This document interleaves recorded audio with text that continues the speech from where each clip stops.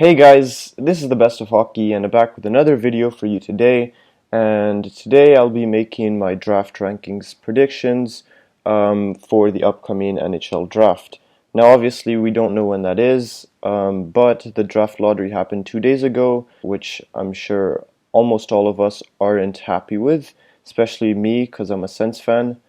In any case, bear in mind that this list only has 8 teams on it because those were the amount of teams that were in the draft lottery. So this is my list. Okay, let's begin. So with the number 1 pick in the draft, this pick we don't know at the moment who it belongs to, but in any case, any team that gets the number 1 spot will be picking Alexis Lafrenière. He's been the consensus number 1 pick for about a year, maybe even over a year. He's dominated the QMJHL, dominated the World Juniors, had 112 points this year. He's gonna be a generational talent. He's fast, he has a great shot, he has great awareness, and he brings physicality into the game. Whichever team gets number 1 will be picking Alexis Lafrenière. The LA Kings select Tim Stützle 2nd overall. Now, this was very close with Quinton Byfield. Should they pick Byfield or should they pick Stützle? They've been neck to neck for quite some time now. But I believe that the LA Kings have more reason to pick Stützle, and I believe that they will do so at the draft. He plays center, but he can also play on the wings, especially on the left wing. However, the Kings already have their centers set for the future. As of right now, they have Kopitar. They just drafted Turcotte, who's looking like their future number 1 center. They have Akil Thomas and further prospects. Now, Tim Stützle could potentially become a top 2 center for the Kings in the future, or a bona fide first-line winger. And what separates Tim Stützle from Quinton Byfield is that he could be NHL ready because he played his entire season against men, and when he finally played against kids his own age, he dominated at the World Juniors. Now he has dynamic speed, he has amazing skating, probably one of the best in the draft, and he has elite sense and creativity. So I believe the LA Kings would be getting a lot out of Stützle if they picked him at 2nd overall. With the 3rd overall pick in the draft, the Ottawa Senators will select Quinton Byfield. Now this would be a pretty obvious choice, as they would just be picking up the remains of what the LA Kings chose not to select. And Quinton Byfield is the best player available in that situation.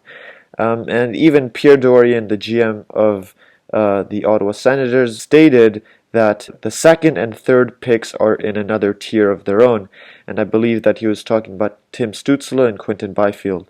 And he even fits in with the team almost perfectly, as he would almost certainly become their future number 1 center. He is a big skater. He is good at protecting the puck. He drives the net. He's fast. He has a good shot. And I believe that if the Senators would teach him to use his frame to his advantage, then they have an extremely good player in their hands. And he is also one of the youngest players in this entire draft, so he would have one of the highest ceilings. So this would be a pretty obvious choice for the Ottawa Senators. With the 4th overall pick, the Detroit Red Wings select Jamie Drysdale. This is also kind of obvious. Their biggest positional need is on defense, and Jamie Drysdale is also ranked around 4th overall. The Red Wings only have Moritz Seider on defense as a prospect, and if you look at their team defense right now, they don't have any big names either. So they don't really need any offense because they already have Dylan Larkin, Anthony Mantha, Tyler Bertuzzi, and Fabry as well. Now Jamie Drysdale is an elite skater. He's agile, he has outstanding offensive awareness, and he's good in his own end as well. So I think he could really help on defense in the near future for the Red Wings and hopefully get them back into a playoff push. With the 5th overall pick, the Ottawa Senators would select Lucas Raymond. He would fit in with the team quite nicely.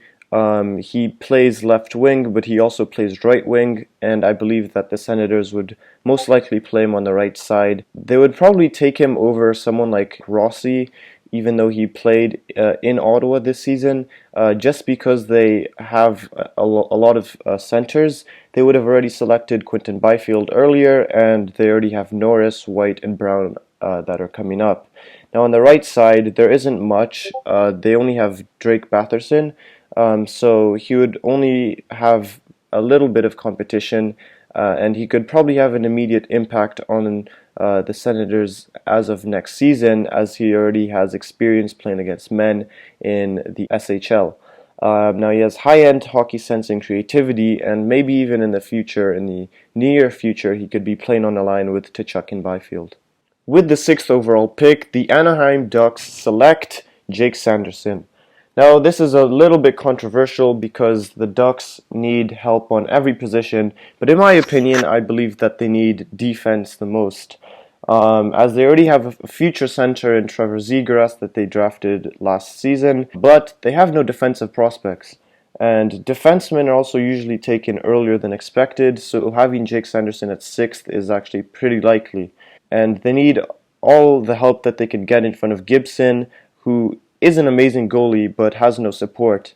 And I think that Jake Sanderson could really help because he has elite skating, he has a big frame, and I believe that he could become a mobile shutdown defenseman who can chip in offensively. And that is something that the Anaheim Ducks really need right now. With the 7th overall pick, the New Jersey Devils select Alexander Holtz. Now, there's not that much to say about him. All you need to know is that he's a pure goal scorer, and I believe that the Devils don't need Rossi or Perfetti because they already have Jack Hughes and Nico Hischier as their future centers. And the Devils don't score a lot, and I really believe that Alexander Holtz can add a lot to this team.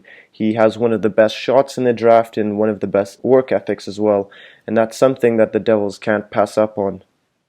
And with the 8th overall pick, the Buffalo Sabres select Kol Perfetti. And yes, the Sabres have a lot of centers, but Kol Perfetti can also play on the left wing, and that may be his natural position. And the Sabres have done a good job at drafting positionally, so they have a good young core defensively, they have a good up-and-coming goalie, but they don't have enough offense, and they may need somebody who can play alongside Jack Eichel. I believe that Kol Perfetti can do that.